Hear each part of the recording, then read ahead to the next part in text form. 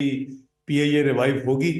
हमें टिकटें भी महंगी मिलती हैं और हमें और दूसरी एयरलाइंस है वो यानी 15-15 घंटे लग जाते हैं पहुंचने के लिए। हम direct flight is direct flight. तो मैंने उनको बताया मैंने कि हम पूरी कोशिश कर रहे हैं।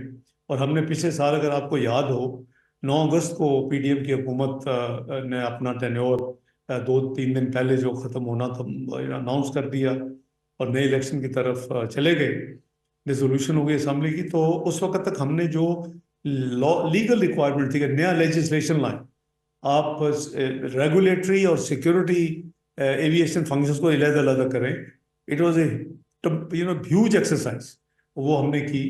हमने कई अपने ऑडिट्स करवा चुके हैं। और पिछली जो मीटिंग हुई है बड़ी रिसेंटली, वो हमारी जो अम्बेसडर थी ब्रसल्स में, आमना बलोच साहिबा, वो उन्होंने 24, इफ आई नॉट फॉरगेट, 24 अगस्त को हुई है। तो उन्होंने वो मीटिंग अटेंड की जो यूरोपियन यानी एविएशन अथॉरिटीज़ की जो उनकी एक काउंसिल या कमेटी है उसकी, जिसमें हमने अपना पेश किया।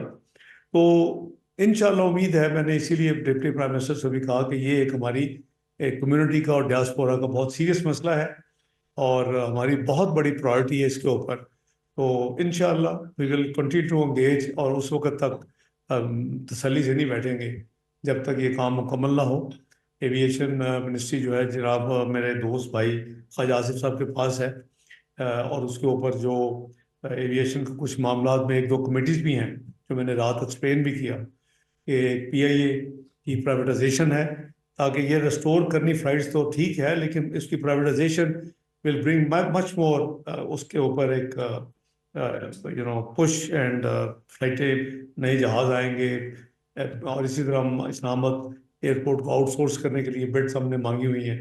तो ये 1 अक्टूबर को पीआई की बिड्स आ रही हैं इंशाल्लाह। और फर्स्ट राउंड जो हमारा इस्लामाबाद एयरपोर्ट की बिड है, जिसमें वर्ल्ड बैंक की जो अदारा है IFC, international finance corporation, IFC, वो ट्रांजैक्शन एडवाइज़र है। और वो 7 अक्टूबर को वो बिड्स आ रही हैं। और टेक्निकल बिड्स जो हैं वो 3 दिन इवेल्यूएट हो गए। 10 को फाइनेंशियल बिड्स भी खुलेंगे। तो ये हमारा रोड मैप है इंशाल्लाह, अपने डियास्पोरा की बेहतरी के लिए और इनको असिस्ट करने के लिए। इंशाल्लाह वी आर वर्किंग टुगेदर। तो चूँकि हमारी अब एक एक्टिव रोल होगा अगले 2 साल में यूनाइटेड नेशन फोरम के ऊपर as member of the security council. तो काफ़ी कंट्रीज़ जो इंक्लूडिंग परमानेंट मेंबर्स, तो वो उनकी ख्वाहिश है कि हम उनके साथ मिल के अपना प्री डिस्कस करें, एक एजेंडा बनाएं।